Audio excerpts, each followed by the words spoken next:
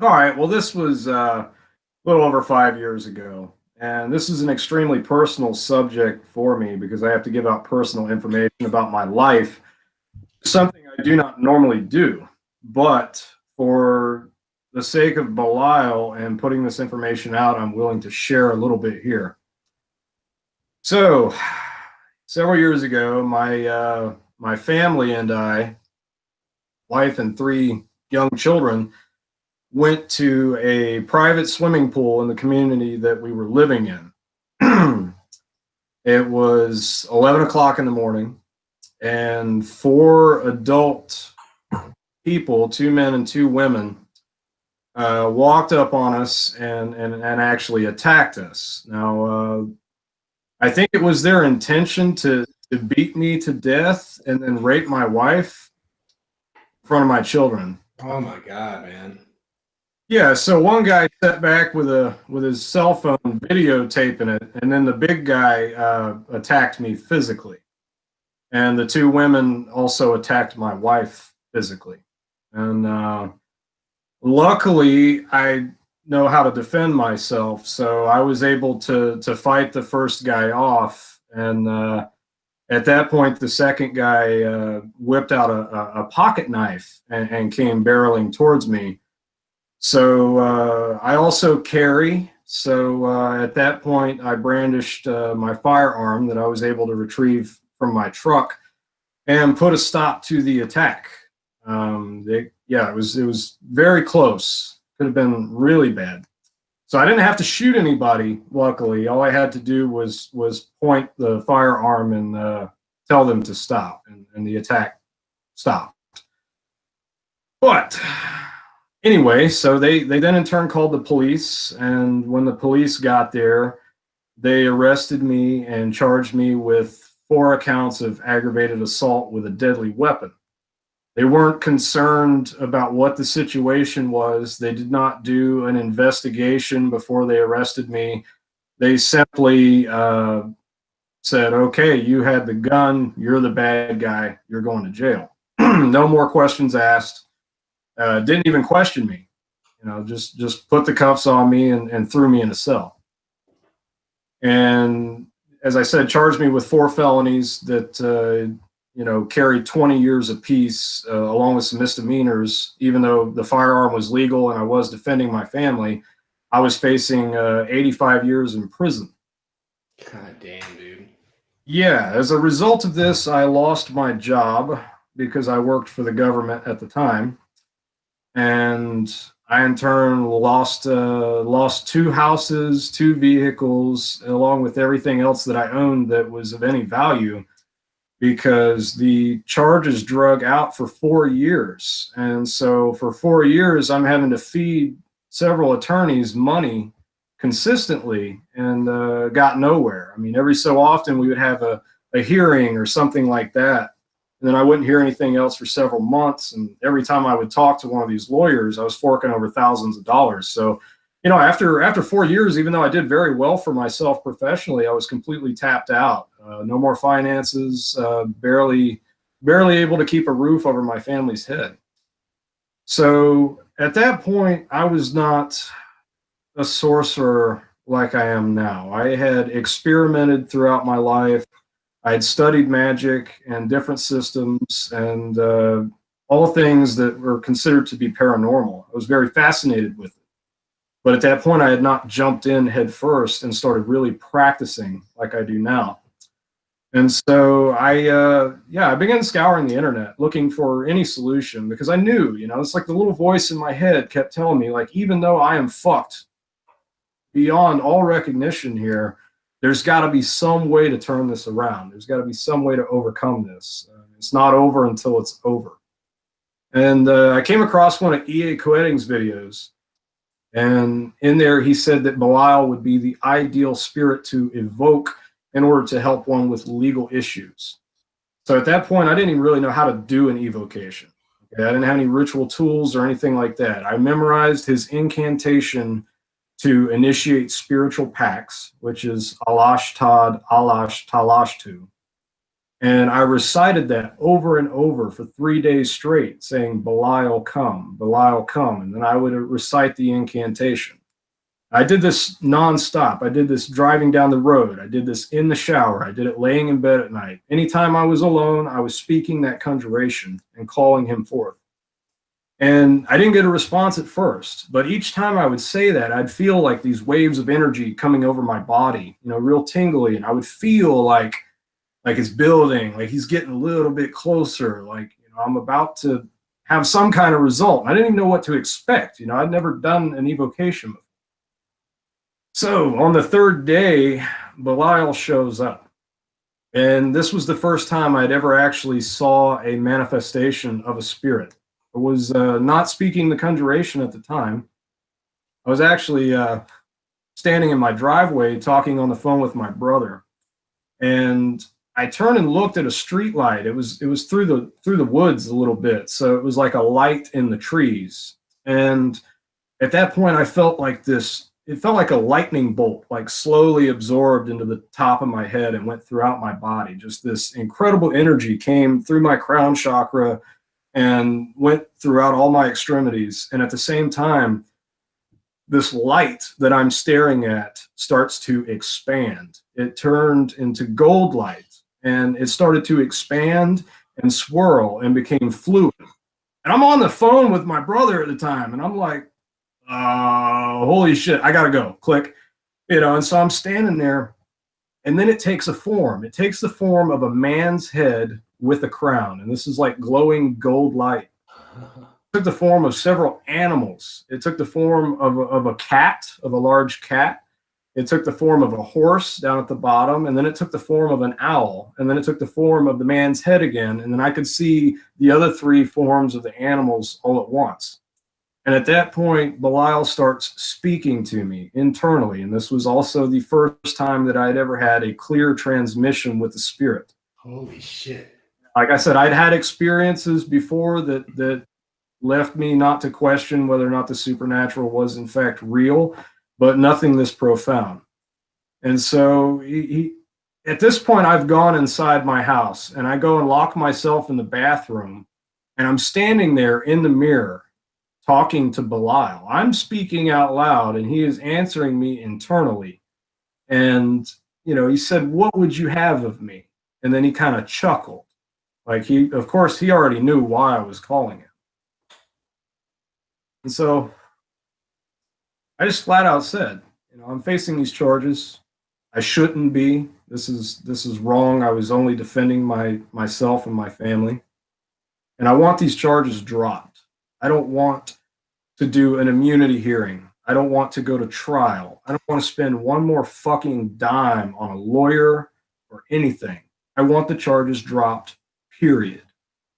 He said, okay, what else? Oh.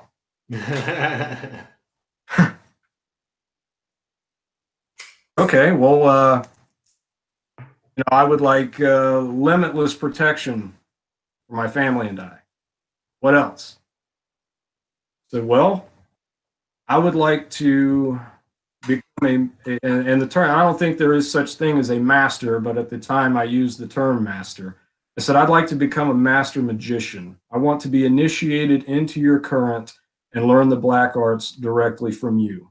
I think that's happened, man, for sure. I felt that the first time that I ever met you over the internet. I could feel it, man. Yeah. Straight up, dude. Straight up, man. I told you then, and that still holds true for sure. So yeah, I mean, this is hard to talk about because it's pretty unbelievable and it's extremely personal. And if I were sitting in the audience, I'd be thinking this guy's fucking crazy. But I'm gonna tell you guys anyway. So he said, okay, no problem. He said, this will require a sacrifice. I said, okay, no problem. And he didn't really say what. So at that point, he tells me to run a bath and get into the water. And I remember thinking, okay, this is really weird, but I'm going to do what you're saying. So I turn around. I was already in the bathroom. So I turned around and ran the bath and stripped down and got into the water. And once I laid back, Belial said, I'm now going to enter you. said, okay, like I had to consent to this. And at that point, it was kind of like a forced yawn is the best way I can describe it. Like my whole body arched back, like all my muscles went stiff, and a crushing force forced its way into my mouth and filled my lungs with air. And I remained in that state. I did not exhale. And so I'm just sitting there kind of floating in the water, feeling like I'm floating around the room, but I felt weightless. And I realized that several minutes had gone by and I still had not exhaled and had not started breathing again. And so this time it's probably been about 3 minutes, and I can hold my breath for a minute tops on a good day. And at that point, my rational mind tried to break through and said, oh, wait a minute, what am I doing? This thing could be killing me. And Belial's response was, I am killing you. He said, are you willing to sacrifice everything for your freedom? I had nothing left to lose. I'd been contemplating suicide, and the only reason that I didn't do that was because I didn't want to leave my family behind. So, yeah, I felt like that would be a really selfish thing to do. So my answer was yes. I am willing to sacrifice everything. It was like, you have to completely put your trust in me here. And so I did, because I figured that even if I did drown in the bathtub, it was better than eating a bullet, and it was better than going to prison for the rest of my life. And on some level, I felt good about it. Like I felt comfortable. I don't know how one could feel comfortable in that situation, but I felt like everything was going to be fine. Like I really trusted this entity. And so I continue to remain in that state, holding my breath for several minutes, like 10 fucking minutes goes by. And I can feel my heartbeat and I can also hear my heartbeat because my ears are under the water. And it starts getting louder and slower, like more time in between thuds. And so it eventually fucking stopped. Like it was thud, thud, thud, and then nothing. And at that point, it was like floating through a black abyss. It was like floating through space. Like I felt totally weightless and everything was black. I couldn't, perceive anything. And so I'm floating through this black abyss, and I have no idea how much time passed during that. But when I came back, I was pretty cold. So I imagine it was several minutes that I was in that state. And so as I'm floating forward, I start moving faster and faster and faster. And to where eventually, it feels like I am flying through this black abyss.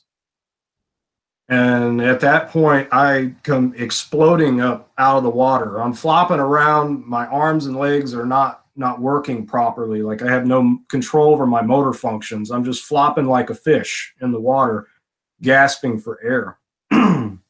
And I felt the blood start pumping again. Like you don't think you can't feel blood pumping until it stops and it starts again. Kind of like you're laying on your arm and it goes to sleep, and then you roll off of it and you feel that blood going back into your extremity. It was like that, but throughout all my extremities. I felt this like fire burning in my chest and this heat going through all my extremities. And as this is happening, like all my fear, worry, anxiety, everything just completely left me. And I felt completely at peace, I guess is the best way to put it. And so I managed to reach down with my toe and pull the plug out of the bathtub just so I wouldn't drown, because I was having trouble keeping my face above the water at this point. And after about 10 minutes of laying there in an empty bathtub, I felt like I could stand up. And I got my motor functions back. And so I stand up, and I had the most terrible pain I could ever describe in the base of my skull, right in the back of my head. I mean, it hurt so bad. I was able to stand it, but it was very painful. And so I stumble out into the living room and just flop down on the couch. And I'm just laying there holding the back of my head, wondering if I've just fucked myself up for life, you know? That mouth What of the God chakra. fuck? Yeah, what just happened? Oh my God, what just happened? But at the same time, I still felt completely at peace. And I didn't realize it right then, but I was actually in a state of full-on possession with Belial, which I came to realize a few days later. But so I lay there for a couple hours, took some aspirin that didn't do shit. So I ended up laying down and going to sleep. Wake up the next day, I'm feeling okay. My head still hurts, but it's not as intense as it was. And I go to work, do a normal day, and I noticed that I felt different. Like I felt completely different. I was in pain in the back of my head, but I also felt euphoric within my body. And all the worry that I had, all day long was just anxiety. Like, you're going to prison, your fucking life is over, there's nothing you can do, you're out of money, you're fucked. All that left me. Like, I just knew it's done, man. It is totally done. And so that evening I get home from work and I get a phone call from my lawyer. So I answer the phone and he said, man, he said, I've never heard or seen this happen before. He said, but the DA called me today and said that he reviewed your case and that he thinks they arrested the wrong person. He said that these so-called victims, witnesses, are scumbags and that you don't deserve to do any prison time. So if you'll agree to do 1 year of misdemeanor probation for simple assault, then he will drop all your felony charges. And that was the biggest holy shit moment of my life. I didn't even know how to respond. It was just, I'll have to call you back. I hung up on him and just, I don't know, man. I don't even know how to describe that fucking feeling. Like, that was the most insane thing. Like, I actually started crying, dude. I had tears streaming down my eyes, and I was just so fucking thankful. Just thank you so much. And He works so quickly, doesn't he? yeah, like I'd done spell experiments and things like that before, but never gotten results like that fast. I mean, that less than 24 hours. And that was something that just does not happen. They don't care if they have the wrong guy or not. All they care about is whether or not they can get a conviction. Okay. Mm-hmm. They don't have a conscience. They don't have changes of heart. And they sure as fuck don't sympathize with the people they're trying to throw in prison. Okay. You got to realize that you're dealing with a system that is a psychopath, in the sense that there is no sense of right and wrong or emotion involved. It is a business, and it's about making money, and it's about getting that conviction. And to have a district attorney say, whoa, wait a minute, this guy doesn't deserve this, is just pretty unheard of. And yeah, and considering that, I was like, I had like this feeling of invincibility, not in the sense that I was like Superman or anything, but that, wow, if this is possible, then no matter what life throws at us, we have a tool to combat it with, and that is magic. And after that, man, I dove in head first. I remained possessed by Belial for 6 months. Wow. Each day I was receiving gnosis. It was like it was being downloaded directly into my brain. It's like I received 20 years of knowledge and experience in a matter of 6 months. And I had like everything enhanced. My physical strength enhanced. My libido was through the fucking roof. My manifestations and rituals, I would create rituals. I would just, okay, I want to do this. How do I do this, Belial? And I would receive the instructions. I would do the spell or the ritual, and I would get results like never before. And it got to where I couldn't tell the difference between me and him. And I was also able to do some strange things during that time. One night I got a craving for tequila. I mean, I don't drink that often. I weigh 150 pounds. I don't have much of an alcohol tolerance. So usually, a few shots and a beer and I'm good. I'm good and buzzing for the night. So I had a full bottle of, I got some right here. I had a full bottle of Milagro there. And so I crack it open, take a few shots. I'm walking around the house. I'm like, man, like, I don't feel like I drank anything. And so I go back and I take another shot and I take another shot. And I eventually got about halfway through that bottle. And I'm like, okay, this shit is bad. Like, there's no alcohol in it. What the fuck? I should be completely passed out on the floor by now. So I keep drinking, dude. Like, I keep drinking until there's about that much left. Oh, dude, I think I know where you're going with this. Yeah, no, dude, I never caught a buzz. I never felt it at all, man, which was really strange. And so I just, I actually gave my wife a shot. And I'm like, here, drink this and see if you feel it, So I gave her the last little bit. And she's like, yeah, honey, it's real tequila. What's your point? Like, I'll tell you about it tomorrow, It's like what I've heard from one of my close friends here recently, and it involved bourbon, but it was like when she would give him an offering of bourbon, like to him, she would feel it. So she wouldn't even drink it herself. She would offer it to him, and then she would feel the effects. Like, it was freaking crazy. Oh, that's pretty cool. Yeah, it's not the same thing I experienced there, but yeah, I can definitely see that happening too. And so the day I had planned to do a ritual with Belial, and this was a few weeks after this happened, after the charges were dropped. I wanted to offer him a blood sacrifice just to show my love and appreciation and give him praise and honor. And so I went out and I bought the most beautiful rooster I could find. And I prepared everything to do this ritual. And the day of the ritual, I go over to a friend of mine's house. He's like, "Oh man, I want to show you my property down here by the creek." I'm like, "Okay, it's weird that he wants to go down here, but yeah, I'll indulge you."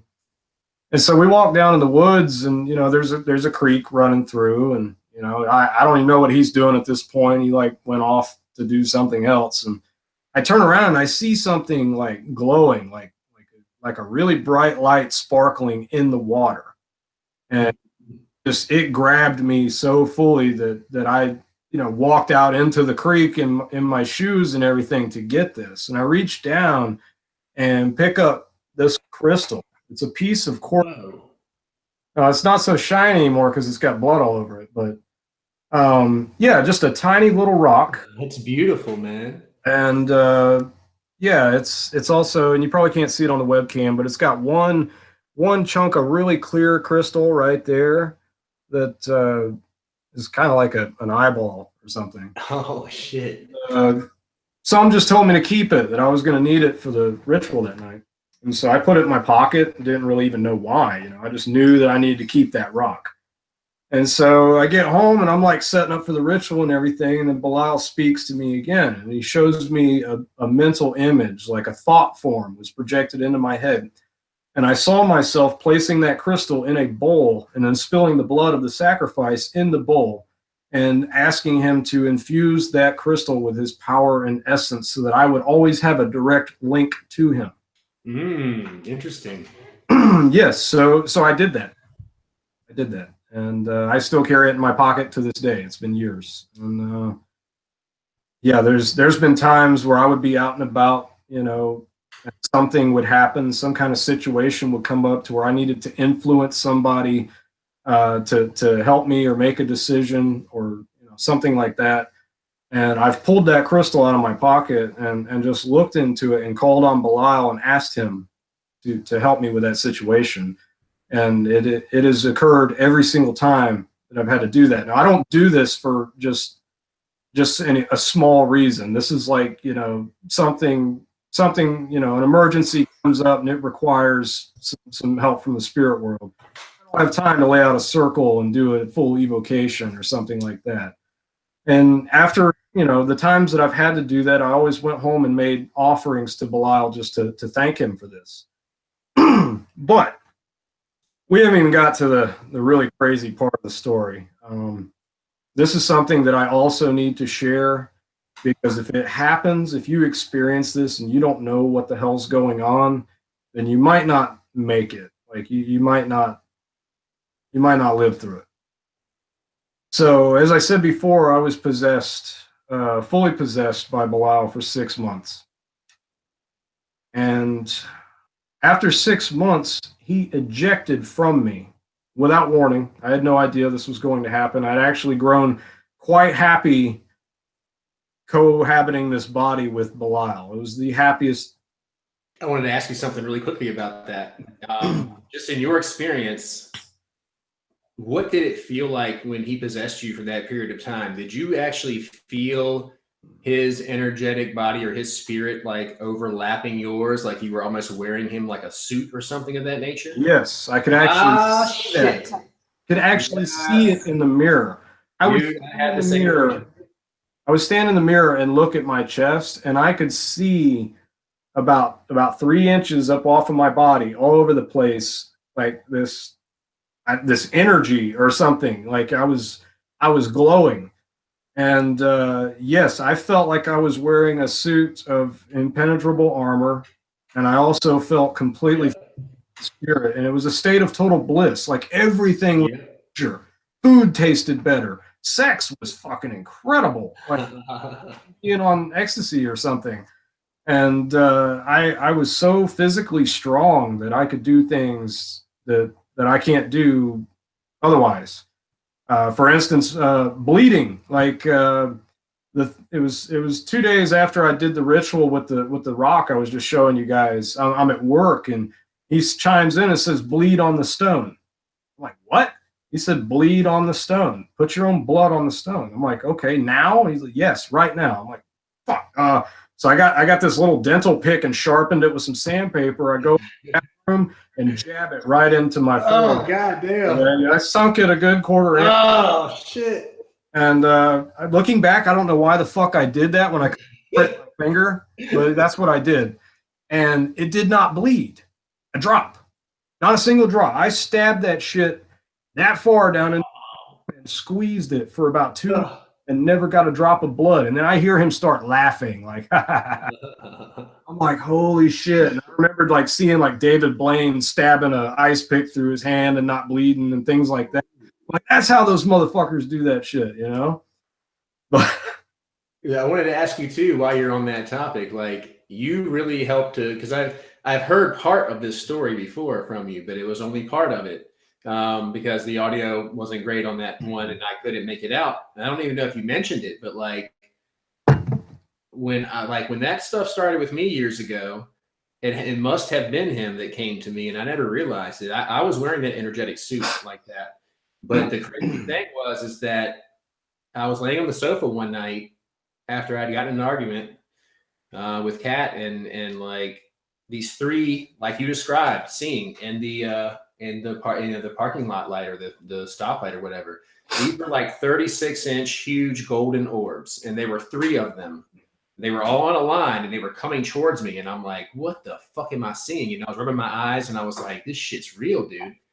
But the one in the front, it had a face, and it looked to me like a raccoon, but it could have been a cat possibly. But it had like a hood over its head. And as the three orbs went past me, that's when I felt this crazy current go through my body. Very orgasmic, very tingly, very, very insane. And for like 10 minutes. And it was after that I had this crazy energetic suit of, like you said, armor. That's what I've always described it as. Like I was wearing a suit of armor. But mine only lasted for about 3 months. But yeah, I had freaking the most crazy powers that I can even explain. And you really helped to shed a lot of light on something that I've never been able to make sense of, really, of like who it could have been, who it was, what it was about. And so, like, I really thank you for sharing this, because it's like, it helped me put some shit together, dude. So fuck yeah. And I didn't mean to interrupt, but I just no, not at all, man. That's awesome. That's a similar experience. So I'm going to get to the bad side of the experience. Okay.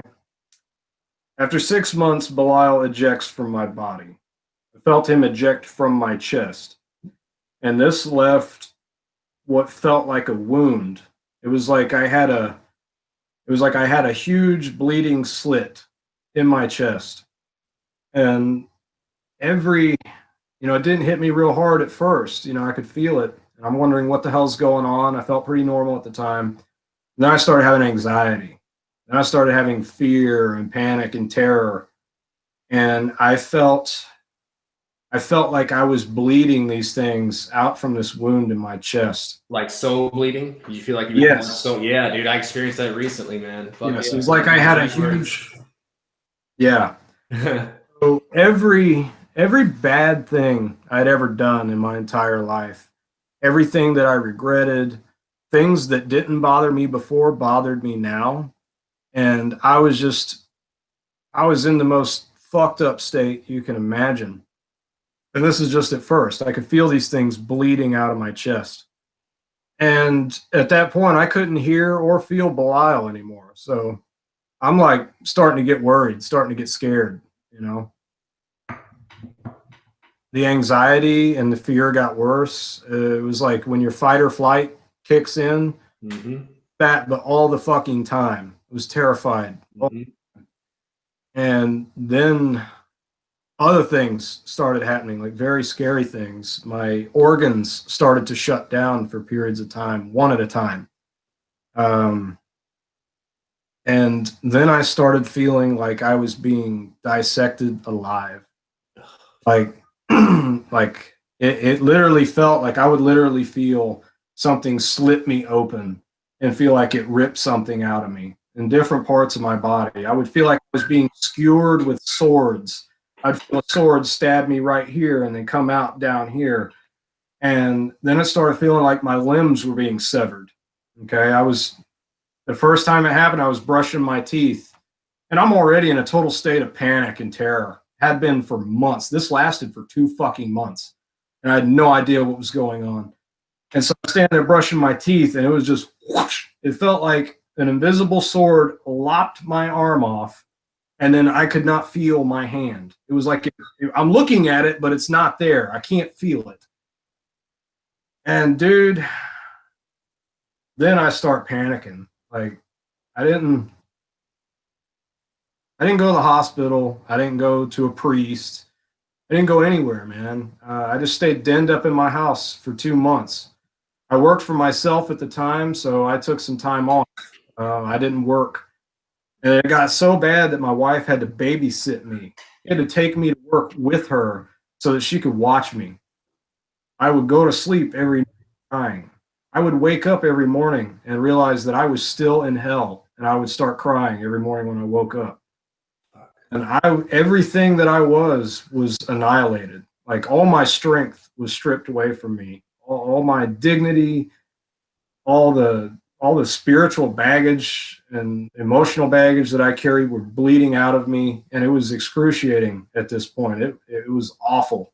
Did you have any rage too? Did you have bouts of insane anger and rage and stuff? No, just fear and terror and weakness. Okay. I've never felt that weak before in my entire life. And yeah, so it got really bad. It was like being dissected alive slowly, like one organ at a time. And then I went to this lady's house that did energy work. She did healing. She did sacrocranial therapy. We took some medicine to help us communicate with the spirits. And she did a healing session for me. And as I'm laying on the floor, and my wife and her husband are on each side of me, holding my hands, and she's cradling my head, trying to fix me, trying to help me somehow. Nobody knew what was going on. And at that point, I feel my head get severed. It was like a blade sliced my head off, and my whole fucking head and face went numb. And that was the most terror I'd ever experienced. So that obviously did not get me anywhere. And so later that night, I'm still on this medicine. And Belial had not been talking to me. And anytime I would try to open his sigil or something like that, I'd have a panic attack. Anytime I'd try to call on another spirit, I would have a panic attack. I was so afraid of this shit that I didn't want to go near it. And I think most people would have ran to the church or something like that to try and get some help. But I knew that was not going to help me. I knew I was completely on my own and that I was either going to survive this or I wasn't. And so for the first time in 2 months, I hear Belial speaking to me. And I look down out the window, and the driveway is like winding down through the woods, and it's dark down there. He said, "Come out here and face me." And so, dude, I think that I am going out there to be murdered. Like I really feel, I kissed my wife goodbye and really didn't think I was going to come back. I've never been that afraid in my life, but if there was any chance that I was going to overcome this, I knew that I had to do this. So come out here and face me. And so I walked down this driveway that's like a quarter mile long into complete darkness. And I walked out into the darkness and I threw my arms up and said, all right, I'm here. Do what you will with me. I can't fucking take this anymore. And so I'm seeing like this large phantom shadow like flying around me. I'm actually seeing this shit. And I didn't know if it's because of the medicine or what, but I'd never saw anything being on that medicine before. So I'm thinking this was very real. And at that point, I felt two giant hands grab me around my body while I'm holding my arms up. And they were not comfortable hands. They had claws and they were digging into me. And at that point, I like tried to go limp, and it didn't matter. Something was physically holding me up. And I'm like, what is going on? Why have you abandoned me? What are you doing? Just kill me already. And at that point, I got another ritual channeled to me, like through images. And he instructed me to go up on top of a mountain, out in the middle of nowhere and perform this ritual. And dude, like that was the last fucking thing I wanted to hear. The last thing I ever wanted to do was another ritual. I was so completely broken down psychologically and physically that I was a step above a slobbering mass on the floor. And I was terrified of everything, especially to go up on a mountain and do a fucking ritual like this. But I decided to do it anyway because that was the only choice I had. No one could help me. And so I went and bought another rooster and put everything I needed in my truck. And once again, kissed my wife goodbye. And honestly didn't know if I was going to be coming back. And so just to give you an idea of like how scared I was and how pathetic I was, I took my cat with me. Okay. It was my best friend. I took my cat with me so that I wouldn't fucking be completely alone. And yeah, so I go up on the mountain, I set up and I do this ritual. I kill the sacrifice, spill the blood in the flames, and at that point it felt like a hammer hitting me in the chest over and over. Like bam, bam, like hitting me fucking hard like a sledgehammer. And then I felt that wound in my chest close up. It was like I had a hole in my armor and it was hammered shut. And then it got really hot, like it was being welded back together. And right then and there, all the torment stopped. All the pain stopped. All the fear and anxiety stopped. It was the first time I had felt normal in a long freaking time. And so I still wasn't at full power, I guess you could say. I wasn't completely myself. It was like I was a broken form of shadow of what I used to be. And then it's like they slowly started putting me back together. It was like I'd felt my organs being cut out and my limbs being severed. And then one at a time over a period of weeks, it felt like they were being placed back into me. And yeah, so I slowly put myself back together. And once I did that, like after some time went by, I felt stronger than I've ever felt. And I felt different, like completely different. I wasn't thinking the same way I used to think. My mannerisms and speech patterns were different. It was like I was a completely new person. And I retained all the knowledge that I received during that 6-month possession. And I continued to do what I'm doing now, and that is practice full time, practice hardcore, find ways to help other people, other magicians. And crazy things kept on happening. At that point, I was introduced to the goddess Astarte, who I found had been there all along. I just didn't know what spirit I was dealing with. And Like to just sit here and try to describe this is just, it's nearly impossible. But I did feel the need to tell this story for others who may go through something similar to this, just because that was the scariest part, is not knowing what the hell was going on. Like if I had known, if I'd had me now to sit there and tell me, you know, this will eventually be over, this is something you have to go through in order to transform, then it would have been easier to cope with. But I was terrified of being stuck in that state for the rest of my life. And so I eventually go back to this cranial therapist, do a healing session, you know, because I was still trying to recover from this, you know, needed some energy, needed some healing to get stronger. And while I'm on her table, something was channeled through to her, and I didn't hear it, but she claimed to have heard it. And she said that through doing this path working, through doing these rituals with Belial, and going through what I did, I'd somehow completely restructured my DNA. I don't know what that means. She didn't know what that meant. And to this day, I still don't know what that meant. There's other people talking about it now. I actually did an interview with E.A. Coetting almost 3 years ago about this, where I put all this information out. And for some reason, they never aired it. But they did just come out with a with a complete book and a full ritual path working video course, all centered around this same subject, through, you know, around undergoing possession with Belial and a genetic transformation. So yeah, this is definitely something that other people are experiencing too. And that's why I think it's important for us to come on and talk about it. Let me ask you something really quickly too. Do you think that the pivotal point in this, when you were kind of at your lowest and he asked you to come out there and face him, do you think that you throwing your arms up in the air and kind of just being like, dude, I'm fucked, man, like do what you got to do, instead of coming at him like, all right, motherfucker, I'm going to give you all I got, and try to like, do you think that had a big thing in it, that you kind of admitting that you were at your weakest point? I am weak, I have weakness, and that is really what he was kind of wanting to hear from you?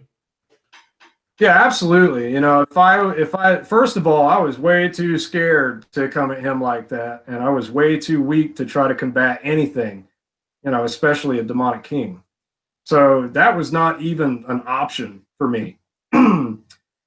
Me coming out there and doing that, you know, it was the same as before. I offered my life up to him, you know, and I had to put my trust and faith in him, regardless of how terrified I was to do that at this point. And that was definitely that was definitely the right answer, you know. And yeah, that's when I finally got the answer, got the ritual channeled to me that I needed to perform in order to complete this path working. So I went through 6 months of total bliss and being stronger than I've ever been. And then I was broken down to a point where I was weaker than I'd ever been. And, you know, so once I gained the ability to communicate with them again, you know, with the spirits, I asked them, you know, what was that all about? Why did you do that to me? You know, what was that? What was bleeding out of me? And they said, we had to make some room. We had to cleanse you of all the filth and the baggage and the bondage, so that the spirits could come through. And you know, as to what type of, you know, genetic changes that may or may not have happened, I have no idea. You know, I haven't gone and been tested, and I have no intention of doing that, because I don't see how that could help me to have any of this documented, honestly. And yeah, it's that's when everything really changed for me. Like everything has improved 200% since then. You know, I've since regained everything that I lost, and gained 10 times more on top of that. And yeah, dude, it's been one hell of a thrill ride. But looking back, even though that was the most traumatizing thing I've ever been through, I'm so fucking glad that I went through that, and that I had the strength to make it through that. Because I really believe that if I had went running in the other direction, you know, running to the church or to a psychiatrist or anything like that, I think that I would have remained in that state forever if I had turned and ran away from that. And so when I went up on that mountain, that was the ritual I did. I declared my own godhood. I declared that I would not turn and run away from this path, and that I would face whatever was in front of me, no matter how scary or terrifying that it might be. That no matter what, destroy me if you will, I will not turn and run. I will face this, and I will overcome this or die trying. And those are the words I spoke out loud. And then I made the sacrifice, and then the wound was hammered closed, and I was fine, dude. I mean, I took time to put myself back together, but everything's changed. Everything's improved. I'm not even the same person I used to be. I don't even recognize that motherfucker from 6 years ago. You know, I don't even like that motherfucker.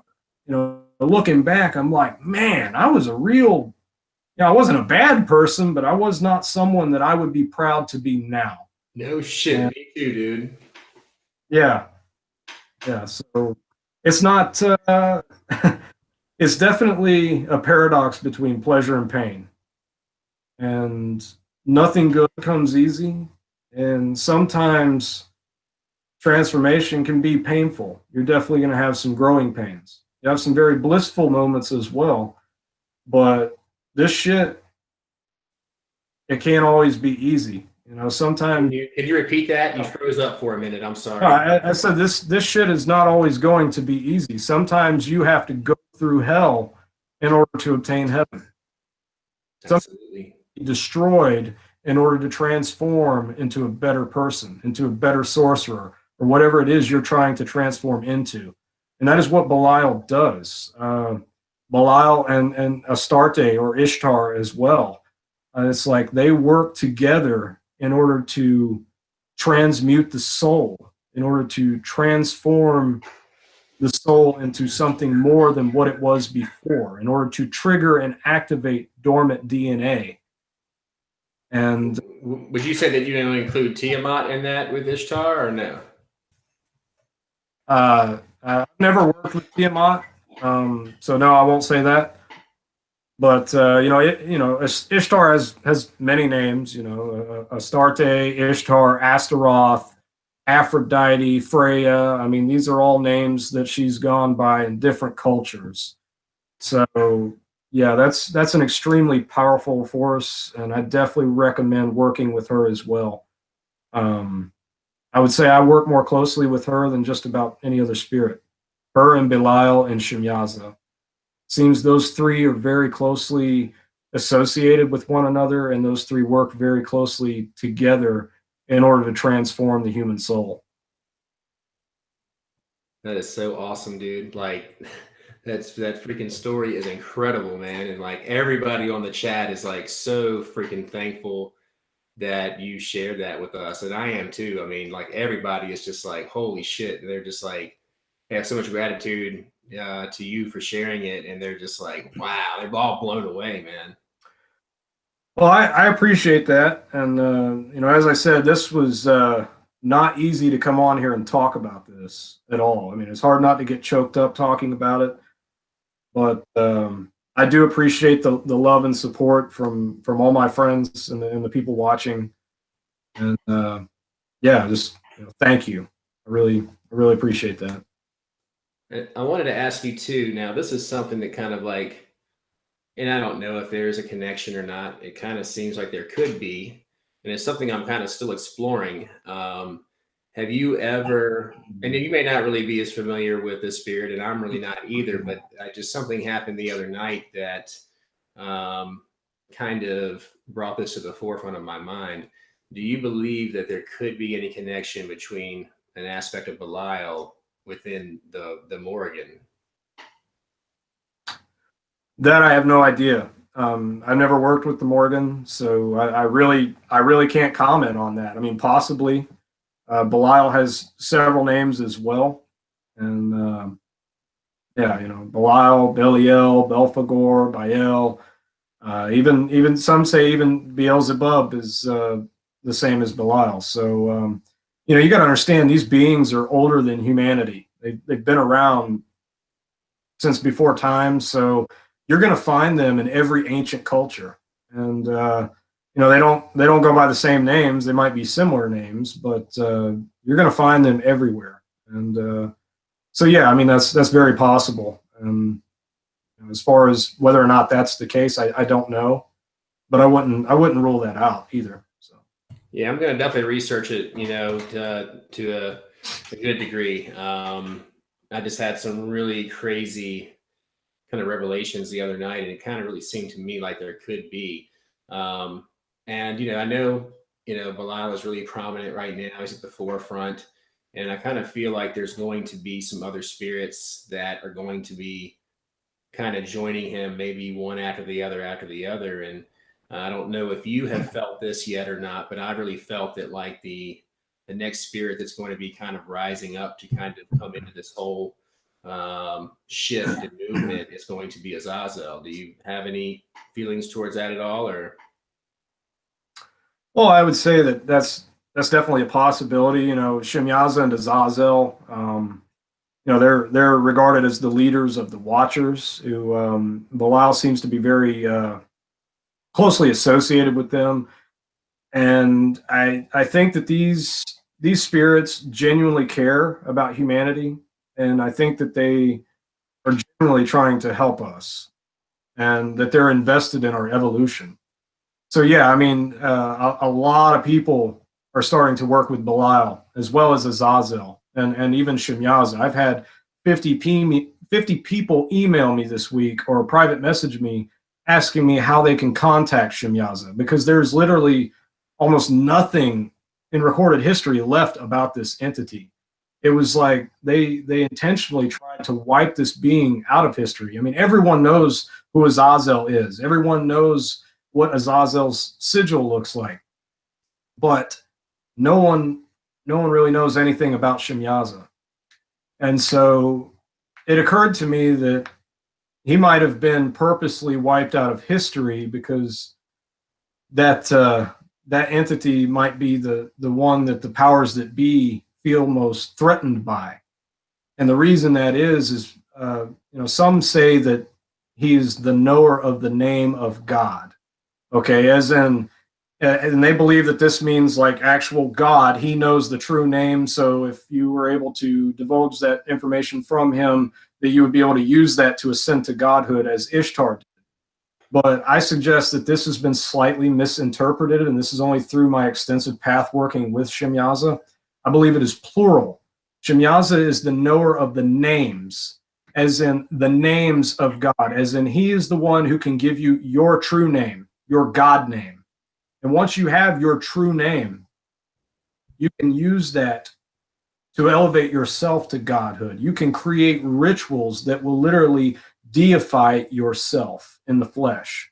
He's also the one that channeled me the rite of deification, which that's another big key in this ascension path working that we're all trying to achieve. We're all trying to ascend, and these are the spirits that can help us do that. And I would recommend that people trust them, that you don't put any barriers between you and the spirits.